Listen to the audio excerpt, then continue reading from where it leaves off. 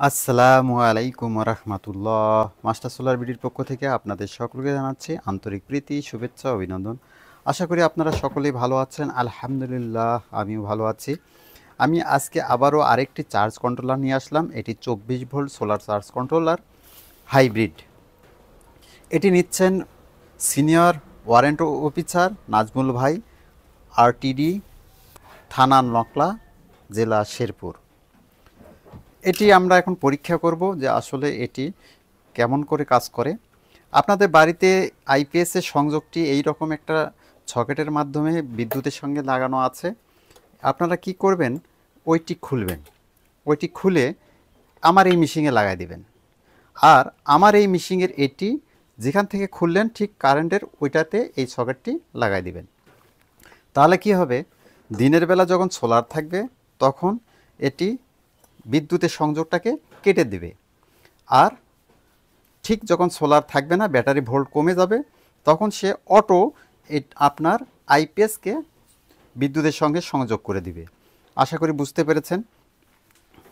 এখন এই কাজটি আমার এটা ঠিকভাবে করতেছে কি না এটা আমরা যাচাই করার জন্য আমি দিলাম।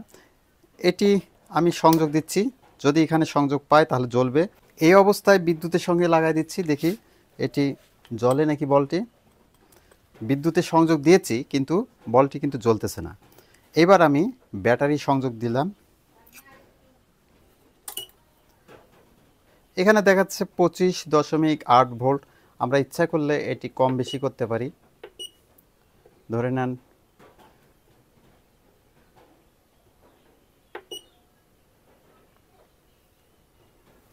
এইখানে হবে কি, সোলারের পজিটিভ এবং ব্যাটারি থেকে পজিটিভ দুইটা তারই এখানে জয়েন্ট হবে। এখানে হবে সোলার থেকে নেগেটিভ, এখানে হবে ব্যাটারি নেগেটিভ। আমি ব্যাটারি নেগেটিভ সংযোগটি দিচ্ছি। আমি ব্যাটারি সংযোগটি দিলাম, এখানে কারেন্টের সংযোগ দিয়েছি, দেখি এটা জ্বলে কি না। হ্যাঁ, দেখেন বলটি জ্বলতেছে না। এই বলটি কখন জ্বলবে, যখন এই মিটারটিতে একটু ভোল্ট বেশি দেখাচ্ছে। আসলে এই মিটারগুলো অ্যাকুরেট নয়, আমার এইটা অ্যাকুরেট। এই বলটি তখনই জ্বলবে যখন সোলার থাকবে না, আপনার ব্যাটারি ভোল্ট কমে যাবে। কত কমলে হবে আমি সেটা এখন দেখাচ্ছি। এখন 27.4, আমি এটা কমাই দিচ্ছি।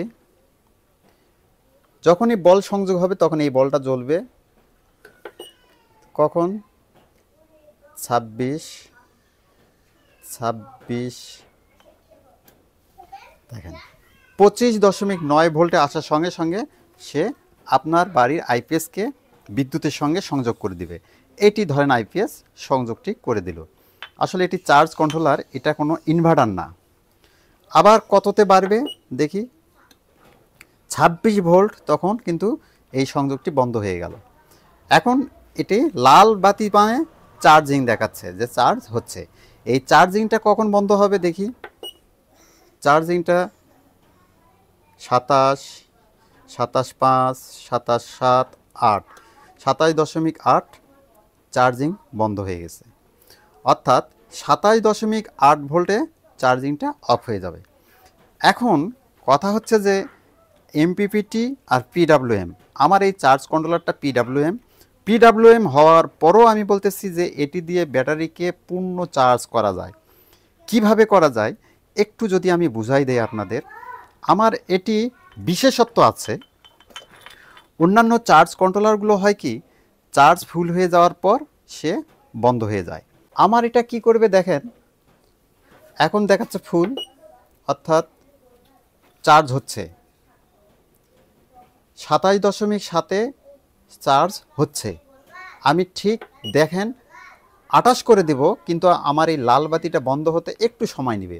আমি এই 28 করে দিলাম, হাত সরালাম, প্রায় 1.5 সেকেন্ড থেকে 2 সেকেন্ডের মতো সময় সে কিন্তু জ্বলেছিল। আবার দেখেন 27-এ চার্জ হচ্ছে। এখন 27.7-এ চার্জ হচ্ছে। আমি ভোল্টে বাড়াই দিচ্ছি, 28 চলতেছে, এই বন্ধ হয়ে গেল। অর্থাৎ চার্জ ফুল হবার পর ঠিক সে 1 সেকেন্ড অথবা 1.5 সেকেন্ডের মতো ব্যাটারিকে একটা ধাক্কা দিবে। এই ধাক্কা দেবার কারণে ব্যাটারির যে গ্যাপগুলো আছে সেগুলো পূরণ হয়ে যাবে। এমপিপিটিতে চার্জটি সুন্দরভাবে হয়।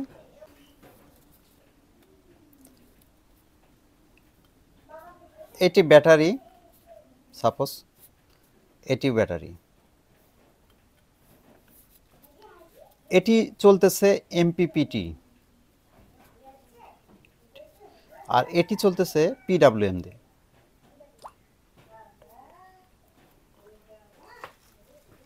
কি হবে, এমপিপিটি আসলে একটা নির্দিষ্ট এম্পিয়ারে চার্জ করে, যার কারণে এটি ধীরে ধীরে চার্জ হয়, ধীরে ধীরে চার্জ হয়।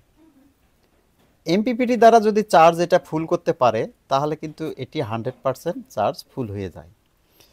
পিডাব্লিউএম কি করে, এটি সোলারকে সরাসরি লাগায় দেয় ব্যাটারির সঙ্গে, যার কারণে খুব দ্রুত চার্জ হয়। খুব দ্রুত চার্জ হলে সে ফুল আগে হয়ে যায়, তখন ব্যাটারির মাঝখানে গ্যাপ হয়ে যায়, চার্জিংয়ের একটু গ্যাপ হয়ে যায়, যার কারণে পিডাব্লিউএমে ফুল চার্জ হইলেও ব্যাটারি ফুল চার্জ আসলে হয় না। আমার এই মেশিনটি আপনারা দেখলেন যে ব্যাটারিকে চার্জ ফুল দেখালো, এরপরে সে ঠিক 1.5 সেকেন্ড থেকে